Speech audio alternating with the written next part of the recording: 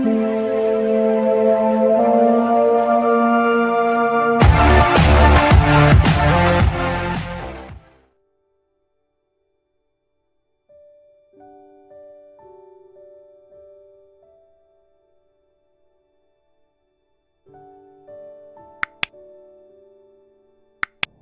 datang di channel ini, sahabat-sahabatku yang terkasih.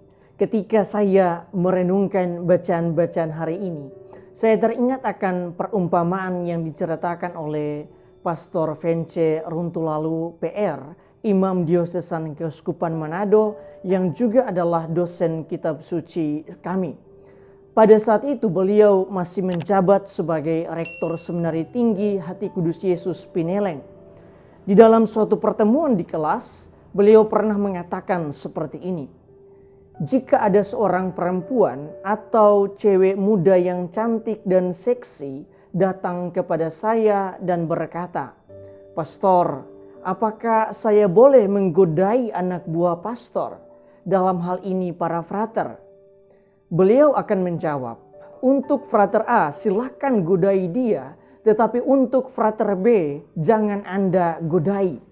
Selanjutnya beliau mengatakan, "Saya bisa mempersilahkan cewek atau perempuan tersebut menggodai frater A karena saya mengetahui persis, bahkan sungguh-sungguh mengenali frater tersebut, yang mana frater itu sungguh-sungguh serius dengan panggilannya sehingga tidak mungkin tergoda." Pertanyaannya, apakah saya menjatuhkan frater tersebut di dalam pencobaan? Rupa-rupanya tidak. Lebih tepatnya, saya sungguh-sungguh mengenali dia sehingga saya tahu persis dia akan tetap kuat dengan godaan tersebut. Bacaan pertama hari ini menceritakan hal yang kurang lebih serupa, yaitu Abraham dicobai oleh Allah. Bertahun-tahun lamanya Abraham menantikan Ishak anaknya, dan setelah Abraham mendapatkan Ishak, kini Allah meminta Abraham untuk mempersembahkan Ishak sebagai kurban bakaran kepada Allah di salah satu gunung. Dengan ketaatan penuh Abraham melaksanakan perintah Allah.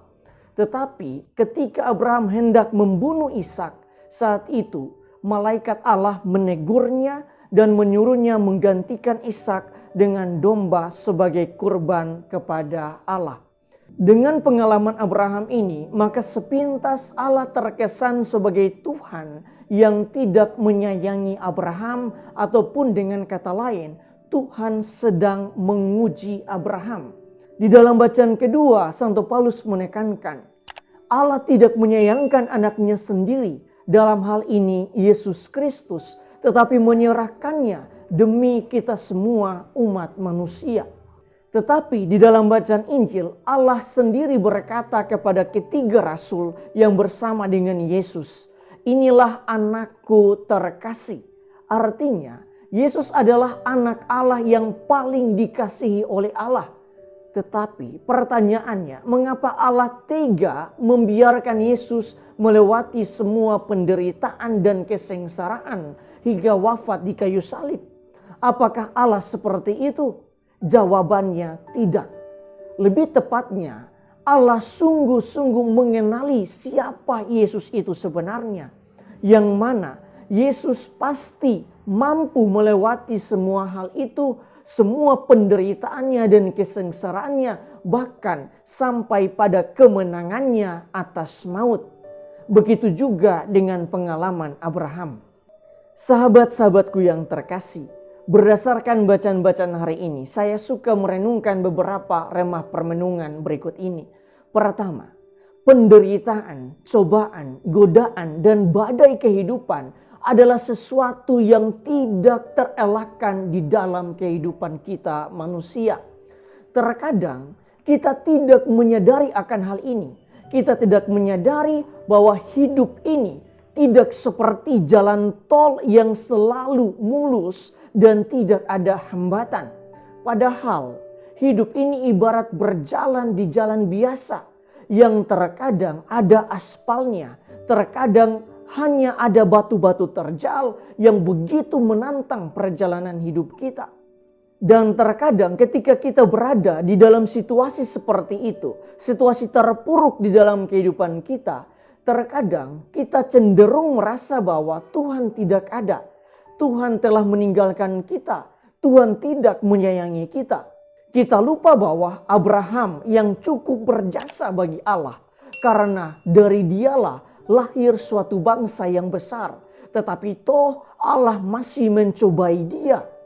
Kita juga lupa bahwa Yesus yang adalah putra tunggal Allah, anak yang begitu dicintai oleh Allah, toh juga melewati jalan salib yang begitu kejam, bahkan mati di atas kayu salib, suatu hukuman yang dipandang hina oleh banyak orang pada zaman itu.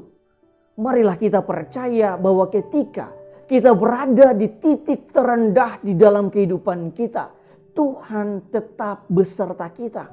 Tuhan tetap bersama-sama dengan kita. Karena Allah yang kita imani adalah Allah orang hidup, bukan Allah orang mati. Allah yang kita imani adalah Allah yang memiliki kerahiman yang tidak terkira untuk kehidupan kita. Kedua, marilah kita belajar dari pengalaman Abraham dan Yesus di dalam bacaan-bacaan hari ini. Ketika kita mendapat cobaan, penderitaan, badai kehidupan, bukan berarti Allah tidak menyayangi kita.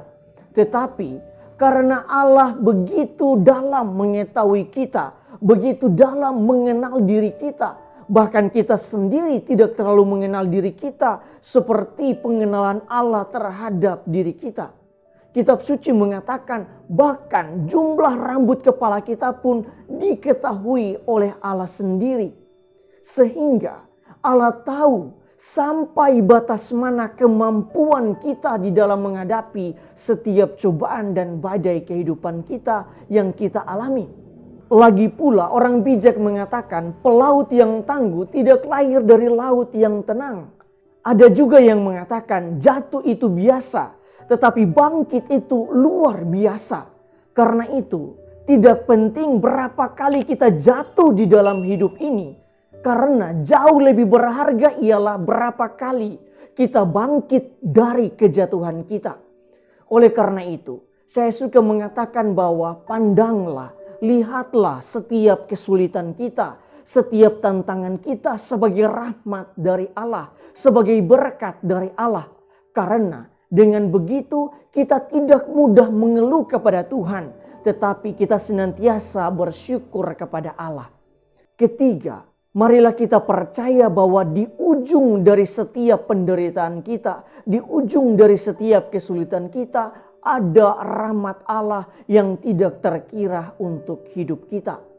Oleh karena itu, ketika kita menghadapi penderitaan, yang terpenting ialah ketaatan dan kesetiaan kita kepada Allah dan jangan sama sekali meninggalkan Allah.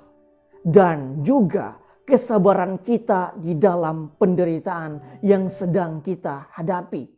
Ingatlah bahwa setiap cobaan dan penderitaan adalah ujian kehidupan untuk menaikkan kita ke level yang lebih tinggi di dalam kehidupan kita. Tuhan memberkati kita semua.